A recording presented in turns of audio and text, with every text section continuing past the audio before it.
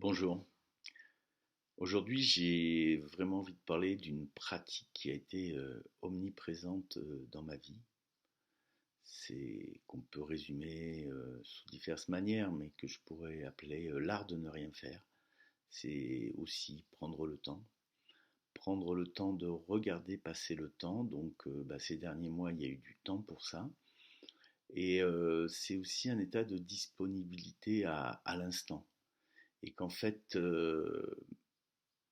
dès qu'on est dans l'instant présent, et c'est pas moi qui ai inventé ça, hein, le carpe diem, et ici et maintenant, enfin, mais de le vivre physiquement, c'est-à-dire s'offrir des moments dans notre vie où on va prendre 10 minutes, un quart d'heure, où que nous soyons, dans notre chambre, à l'extérieur, devant un mur, peu importe, mais où nous prenons le temps de regarder passer le temps.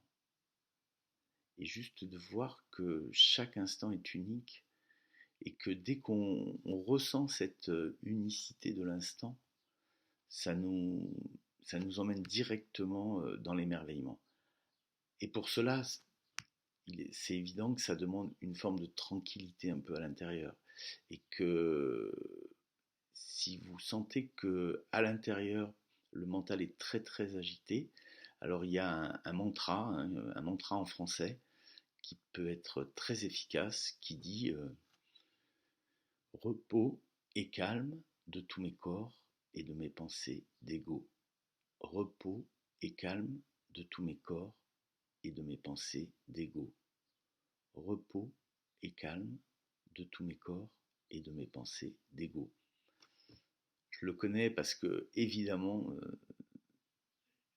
j'ai eu à l'utiliser de nombreuses fois.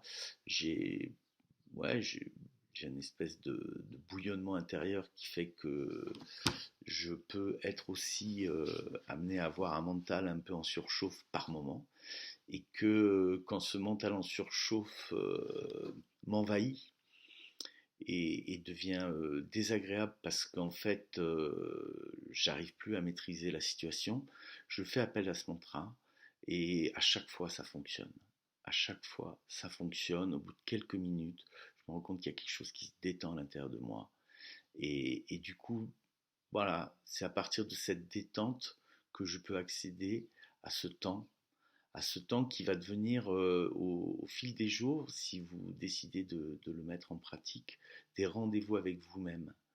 Parce qu'en fait, ces rendez-vous avec vous-même, dans votre tranquillité, dans cette espèce de calme que vous vous offrez, ça peut être un quart d'heure, une demi-heure, peu importe, mais ce calme et cette disponibilité au temps et à vous-même permet à votre âme de venir vous parler.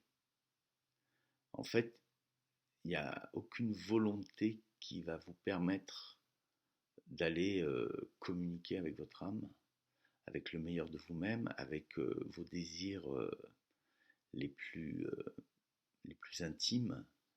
Pourquoi je suis ici sur cette terre? Qu'est-ce que je dois y faire?